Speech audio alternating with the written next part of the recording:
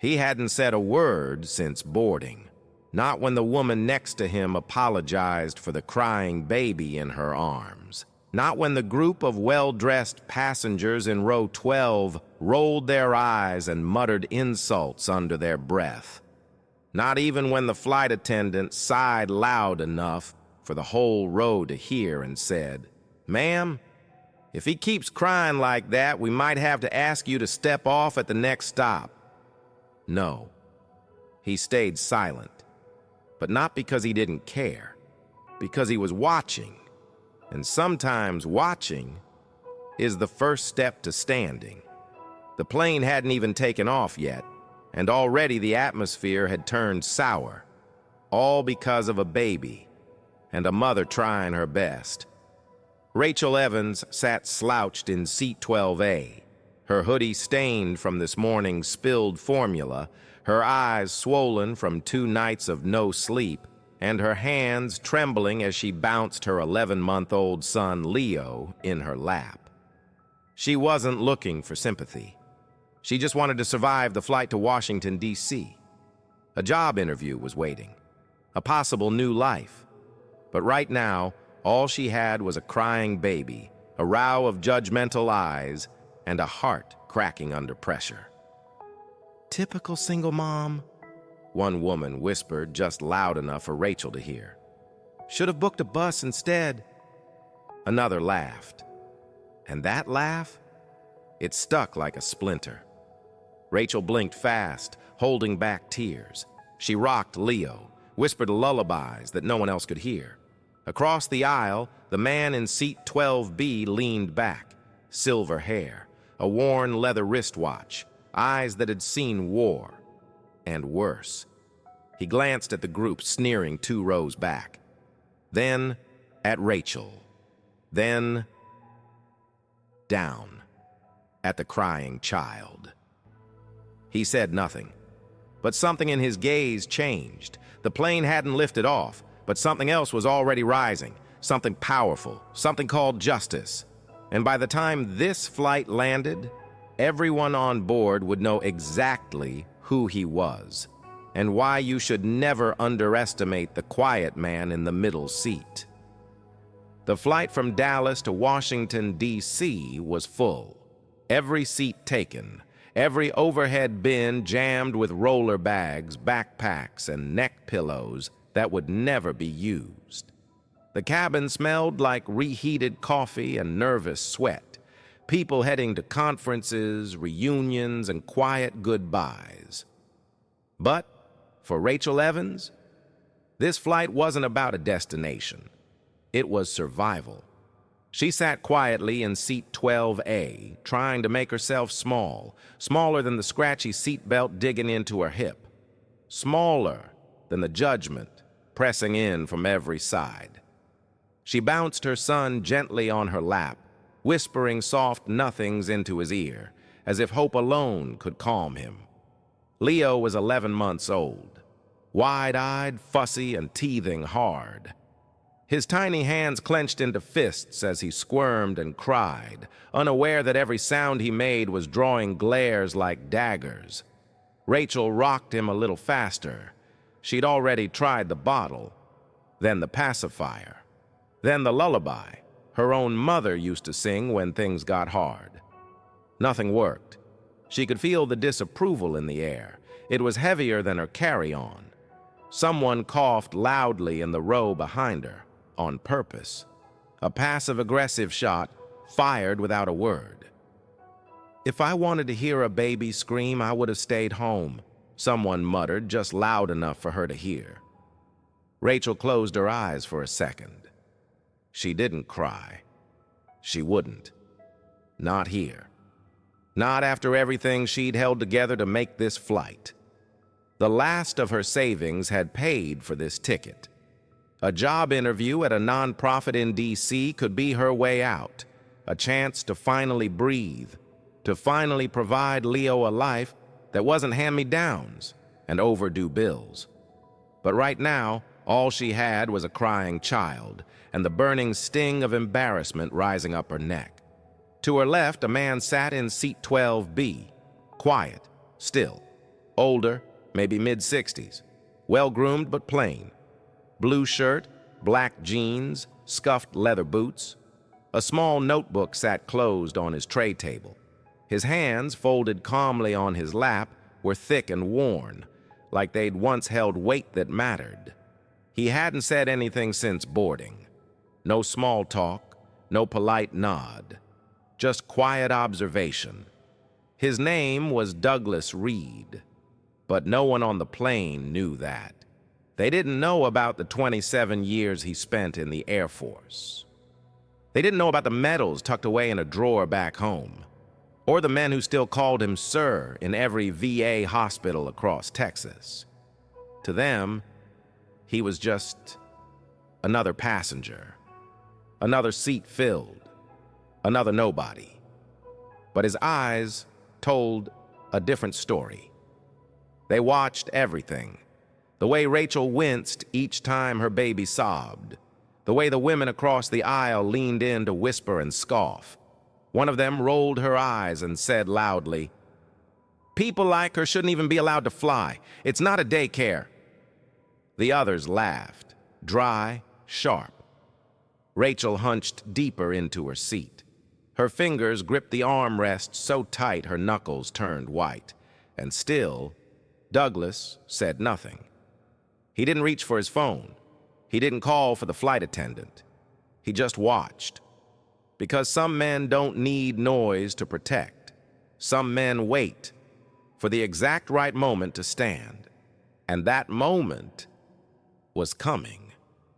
Faster than anyone expected. It started with a sigh. One of those long theatrical sighs designed not to release frustration, but to broadcast it. It came from seat 12D, a woman in a crisp beige pantsuit with pearls around her neck and judgment in her eyes. She turned around slowly, lips pursed, and stared directly at Rachel. "Some of us paid a lot of money for peace and quiet," she said, not bothering to lower her voice. Rachel opened her mouth to apologize again, her go-to instinct lately. But the woman cut her off with a raised hand. "Don't bother! Clearly manners weren't included with your boarding pass." The people around them chuckled. Not a loud laugh, just enough to sting, just enough to let Rachel know. "You don't belong here." Leo started crying louder, as if he could feel his mother breaking, as if he understood that somehow his tears had become everyone's enemy. Rachel stood up halfway, trying to rock him side to side. Her foot caught the seat frame. She stumbled. A bottle fell from her bag and rolled into the aisle. Someone groaned. "Of course," another voice said from the back. "Can we get her moved? This is ridiculous." Rachel bent down to grab the bottle. Her hair fell into her face. Her cheeks were burning. Her baby was wailing. And no one, not one person, offered help. Not the woman with the pearls. Not the man with the laptop. Not the flight attendant who finally approached, eyes already filled with polite frustration. "Ma'am," she said firmly, "do you have a way to calm him down?"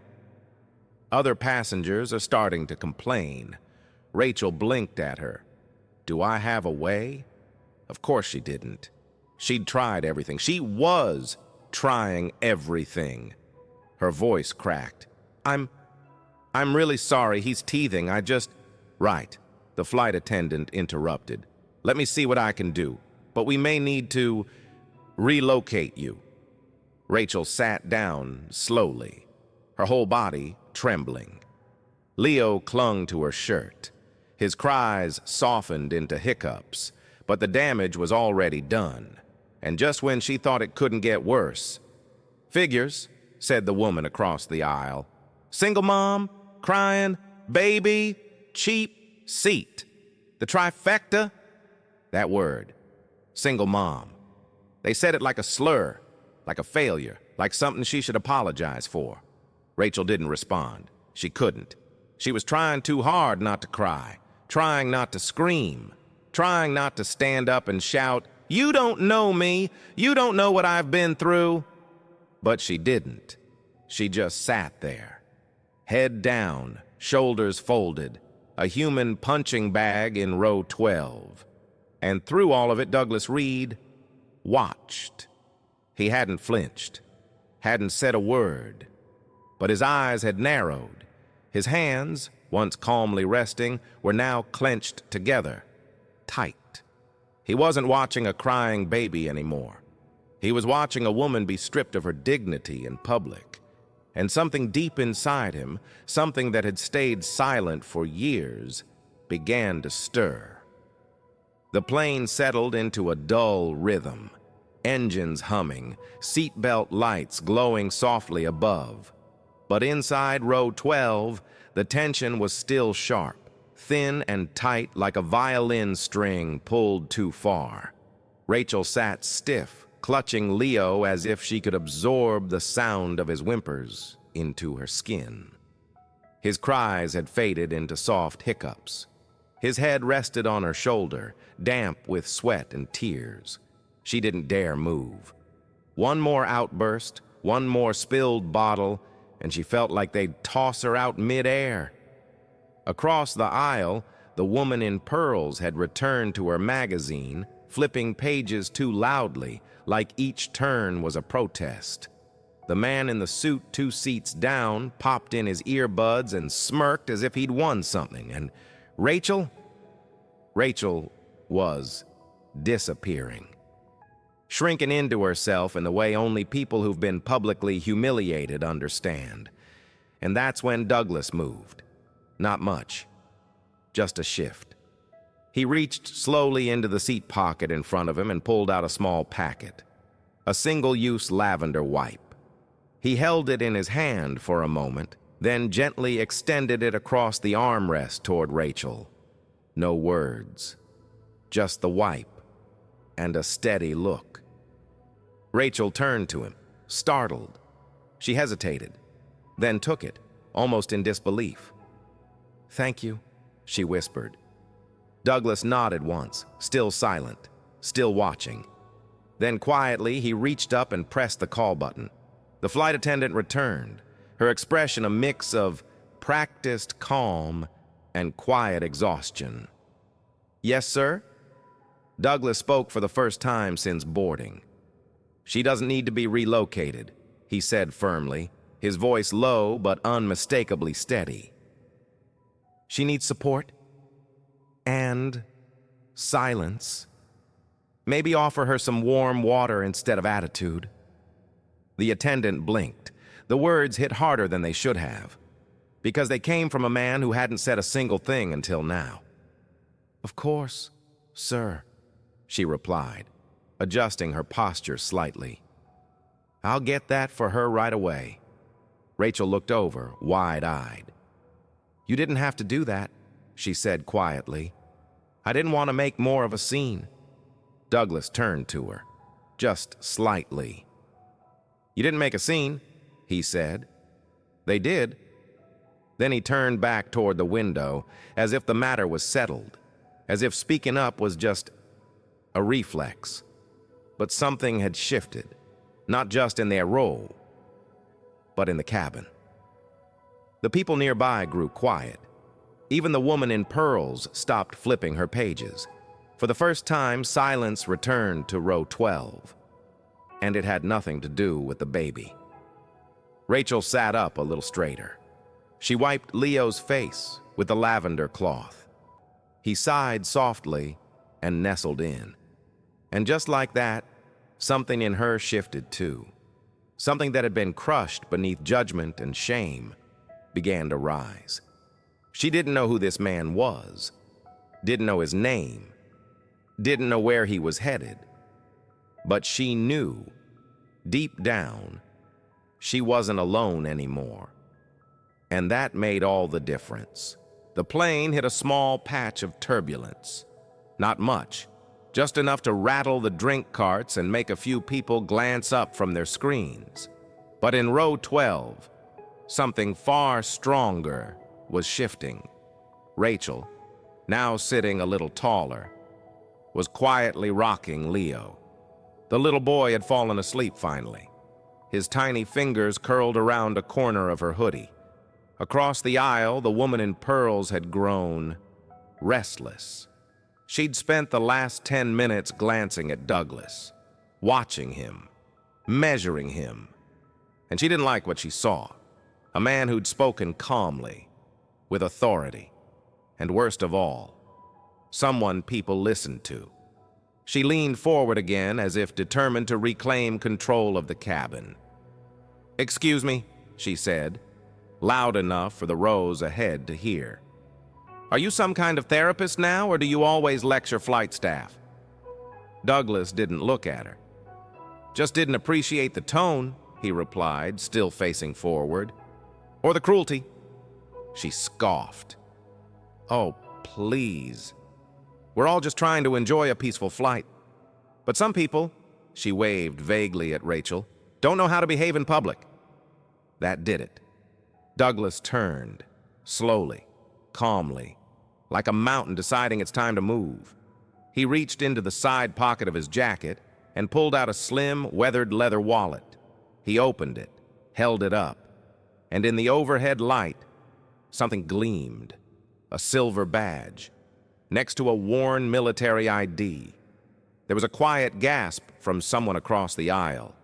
Another passenger leaned closer to get a look, and then the murmurs started. Because the name on that badge wasn't just any name. Colonel Douglas H. Reed, U.S., Air Force, retired former Deputy Commander, Air Mobility Command. He wasn't just a veteran, he was one of the men who had commanded the air they were flying through. The flight attendant, who'd returned just in time to hear the exchange, froze mid-step. Her eyes locked on the ID, then she straightened. "Colonel Reed," she said quietly, her voice instantly respectful. I didn't realize." Douglas nodded once, then tucked the wallet back into his coat. "I don't usually advertise it," he said, "but I also don't sit silent while women are belittled for doing their best." He turned toward the pearl-wearing woman, his voice still calm, deadly calm. "You think crying babies are inconvenient? Try evacuating civilians during airstrikes? You think a mother struggling to soothe her child is disruptive? Try comforting a soldier who's just lost his team." He let that sit. Let the weight of it settle in every row, every aisle. "This woman is stronger than most people I've served with," he added, gesturing toward Rachel. "And if anyone on this flight thinks otherwise, they can take it up with me." Silence. Thick. Absolute. The woman in pearls looked like she wanted to melt into her seat. The man in the suit removed his earbuds. Passengers turned, looked at Rachel. This time, not with judgment, but with something closer to respect. Rachel sat frozen. She didn't say a word, didn't have to, because someone had stood for her, loud enough, strong enough, and with just enough rank to silence an entire plane. Douglas turned back to his seat, crossed his arms, closed his eyes, like nothing had happened at all. But everyone knew. Everything had changed. For the first time since takeoff, no one said a word. No passive-aggressive sighs, no whispers, no sideways glances full of judgment. Just silence, heavy, clear, respectful. Rachel sat there, still holding Leo, unsure if she should breathe or cry. Her heart was pounding, not from shame this time, but from something else. Relief, validation, something she hadn't felt in a very, very long time. Leo stirred slightly in her arms, still asleep. His tiny chest rose and fell against hers. The warm weight of him was grounding, reminding her that she was still here. Still strong, still standing. Across the aisle, the woman in pearls turned toward the window. She didn't say another word for the rest of the flight. The man with the laptop slowly closed it, like even he realized his spreadsheet wasn't more important than what just happened. Then something unexpected occurred. The little girl in row 11, the same one who'd offered Rachel a piece of candy earlier, stood up, turned around, and handed her a folded napkin. Rachel opened it. In wobbly handwriting, it read, "You're a good mom." Just 4 words, but they shattered something inside her, in the best way. She mouthed, "Thank you," tears finally spilling down her cheeks. Not from humiliation, but from the kindness of a child who had seen more clearly than most adults on board. A few minutes later, the flight attendant returned. But this time, she didn't come with a warning, or a relocation suggestion, or an apology read from a script. She came holding 2 things, a warm cup of chamomile tea and a small plush airplane toy for Leo. She knelt beside Rachel and spoke softly. "From the crew and the colonel," she said. "We're sorry for earlier." Rachel didn't know what to say. She just nodded, held the cup with both hands like it was made of gold. But it wasn't over. Not yet. Because when the flight landed and people began to stand, stretch, and reach for bags overhead, something else happened. One by one, passengers turned to Rachel. Some gave a soft nod. Some said nothing, just smiled. One woman placed her hand gently on Rachel's shoulder and whispered, "Don't ever let them shame you. You've already done the hardest job in the world, loving someone when no one else helps." And then finally, Colonel Douglas Reed stood. He adjusted his coat, grabbed nothing. He'd traveled light. And as he turned to step into the aisle, he paused beside Rachel. He reached into his pocket one last time and handed her something. A card. Simple. Just a name. A phone number. And below it, a line of text that read, "For when the world's too loud, you don't have to face it alone." Rachel took the card. She looked up. "Thank you," she whispered. He nodded. "Don't thank me," he said. "Just pay it forward someday." Then he stepped off the plane. No fanfare, no salute. Just the quiet dignity of a man who didn't need to be seen to make others feel visible. The airport was loud, families reunited, phones ringing, announcements echoing over distant speakers. But inside Rachel, there was peace, real peace, the kind that comes not from silence, but from being seen. She held Leo close as they stepped into the terminal. The weight of him now felt lighter, not because he had changed, but because she had. And sometimes, that's all it takes. Not a miracle, not a rescue, just one person, standing up when the world wants to look away. That night, back at the small hotel where she'd booked one night on a promo code, Rachel sat by the window as Leo slept beside her. The city lights flickered in the distance, and on the nightstand sat that simple card. Colonel Douglas H. Reed. She picked it up again, ran her finger over the bold letters, and then flipped it over. There was something handwritten on the back now, something she hadn't noticed before. Sometimes strength looks like silence. Sometimes bravery sounds like lullabies. Keep going. She read it 3 times, then put it in her wallet, right next to Leo's hospital bracelet she'd kept all this time. That job interview? She showed up, hair tied back, voice steady, eyes clear. She didn't just land the job, she built a new life. It wasn't perfect. There were still nights when Leo cried, still strangers with loud opinions, still days that felt uphill in every direction. But now, she carried something different. A quiet kind of power. The kind she saw in the eyes of a man who said very little, but shifted everything. And one day, years later, when she saw a young mother at the grocery store, struggling to pay while rocking a crying toddler, Rachel didn't hesitate.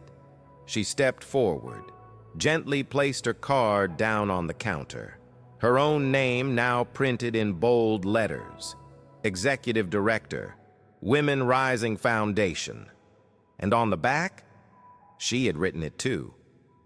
Sometimes strength looks like silence. Sometimes bravery sounds like lullabies. Keep going. Because legacy isn't always medals and uniforms.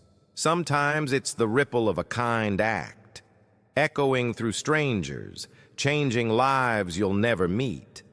And heroes? They don't always stand tall in capes. Sometimes they sit quietly in seat 12B and change everything. What would you have done if you were on that plane? Have you ever witnessed a moment when someone stood up for a stranger and it changed everything? Share your thoughts below, like if this story moved you, and tag someone who still believes quiet courage matters.